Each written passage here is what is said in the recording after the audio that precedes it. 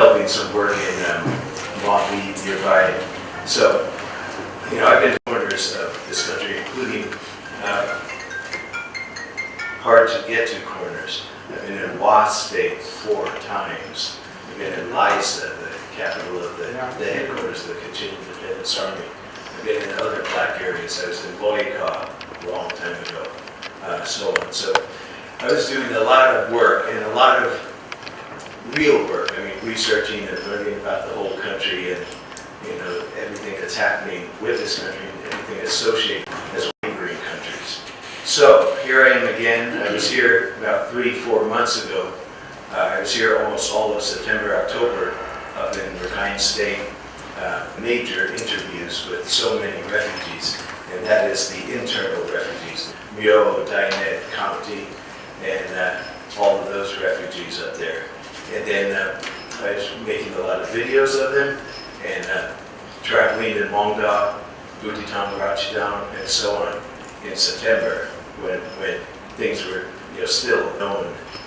Now I'm here again, and we just got back from Rachidang, Butitang, and I know many other journalists want to get there, and they might be trying to figure out how to do it. I get permission to do it because it's not an objective, and I understand the situation. And most people, frankly, don't understand the situation. Even among people in Myanmar, most ordinary people have no idea what it's like out there and what the reality is. But especially international news seems to be completely askewed with the way that they report on it. So I'll start at the beginning of this trip. This is a quick trip. I took these two gentlemen from Canada with me, whom I met in Toronto in November. And many of you have seen the videos where I disrupt our good friend Zarni, and I disrupt that meeting and really, kick him in the butt. That's what I did there. And these guys were filming it at the time. I told them to pretend like they don't even know me. So they were filming it. I was filming it with my camera phone right here, pointing everywhere I was turning. And so after I left the room, these two stayed on in there until the end of the program. And then they asked Zarni crazy questions like, well, Mr. Zarni, our research shows that you do not have a real PhD. And Zarni blew up and blew up. Because it is true, there was a accredited college board that researched his thesis, and it's been proven now that he has a fake PhD. And that's why he cannot even use that title after his name anymore. You'll notice it's not there anymore. Okay, so enough about him. So, we have to understand that Rakhine has a quite beautiful history. And it was a major kingdom in this area, equal to other kingdoms of Burma, like Tambu Kingdom and Amar and Aba and others. And yet it fell, to the Burmese army about 250 years ago, and so on. Okay. The most interesting part of the trip really is what we started to find when we got to Mongda. And we were in there for 4 long days. Each day seemed like a week long with all of the running around that we were doing. Starting at 6 a.m., driving here, driving there. A lot of distance up there to cover. And from Sidway, we took a taxi to the jetty, as you do. Then the boat across to southern Mongda and started up to Mongda town, which is about, if you go straight there, it's probably 5 hours away. It's a long drive on bumpy roads. And we stopped at various villages and so on. Many places I have been in September when I went there. But one village in particular has been in the news a lot lately. Village. And I think everybody knows what happened there.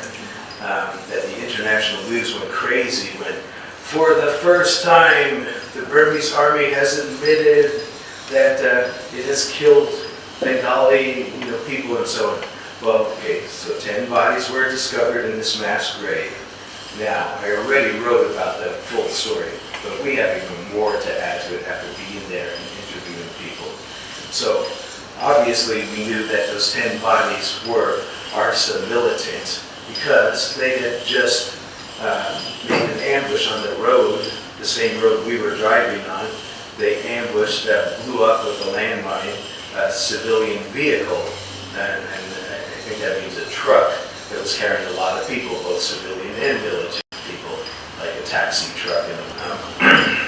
And so they were running from that scene through the village, and the villagers caught 10 of them and held on to them. You have 10 violent Bengalis, who have just attempted to or even killed other people, now tied up with rope, handmade rope on their legs. There's no jail in a village to put them in, right?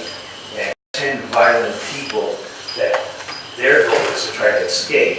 They're trying to untie their hands, something like this. So it takes a lot of men to watch them and be very careful. Anytime, if one is free, you can go knife and your head is off in a minute. So, sorry, that's the way it is. So they called security to, hey, we have these 10 and we need help, you have to pick them up. But this was in the beginning, this is the first week of the action after August 25th. Security said, we can't even get near there. We got landmines on the roads, we're trying to rescue villages, we're out of men, hold on to them for a few days more at least. And they passed one night, now they're in their second day. And how can they sleep with these 10 guys around? In jail, that's okay, but they're not. And one of them's going to say, I need to eat or I need to untie my hands. Anything could happen. So these villagers were feeling, if they wanted to kill them right away, they held on to them. There was also the problem that the ARSA terrorists had already killed a man in the village. Just 1 week, a man going out to the farm field to see his cows, surrounded, attacked, and killed. His name was Heizman, and we interviewed his wife there and his 2 sons there. And they were horrified on that day. Now, that murder happened on August 25th, the day that most villages were attacked outright.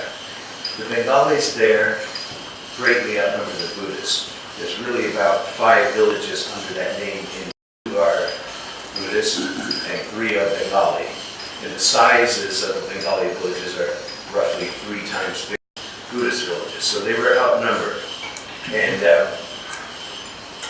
but why didn't they attack outright? Well, it's because coincidentally before that, on the 24th, police forces arrested the Muslim leader of the village because of inciting violence and so on, seemingly like inciting future violence. They didn't know that the future violence was going to happen just 1 day later, but they did. But that's what happened. And so the villagers knew that they couldn't go on an absolute rampage because their leader was being held. But they did choose to kill at least that 1 person that day. Now, he went out to the fields and he was killed shortly after the 2 to see their father out there, just like they do every other day, walk out there. And then they were at mob bearing weapons, and they had to flee back to the home. And then the mother came out of the house, and she wanted to know, where's my husband? Where's my husband? And lots of panic happening around the village. The Muslims were screaming, Allahu Akbar, Mam Kadahidi, means cut the heads off the Buddhists, so on like that. And so the entire village, terrified, ran to the monastery at the edge of the village, big monastery compound, and they huddled in there. In fact, even though they could see their house, they could not go back to their houses for 20 days at that point. They were in that monastery compound. So they naturally were very upset that the Muslims were forcing this. They're upset that Umang Ni was killed. And the 2 sons recognized the killer, the killers I should say, presumably. So anyway, back to those captives. So they're being held for a second day.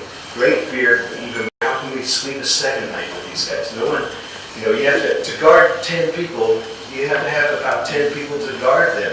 Because these guys are clever. Any moment, one one of them will get their hands free and wait till an opportune time when, like, he'll come over and give you some water and then grab him in the neck or something. So they decided the only thing they could do is kill them. And quite frankly, I don't blame them for that, because they were going to be killed themselves.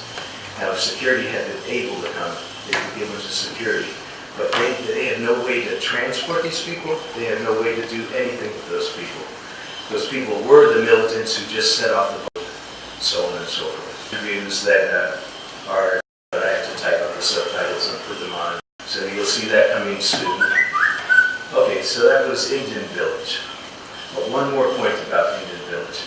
The Sons made a note that, you know, the Muslims there's some interaction. Yeah, the Muslims, we buy them, you know, we sell them some things. So there's, you know, it may not be the friendliest of friends when they see each other, but they do buy and sell from each other. Except the day, starting on the 24th, the day before the attacks, all of a sudden the Muslims, they said were very different that day.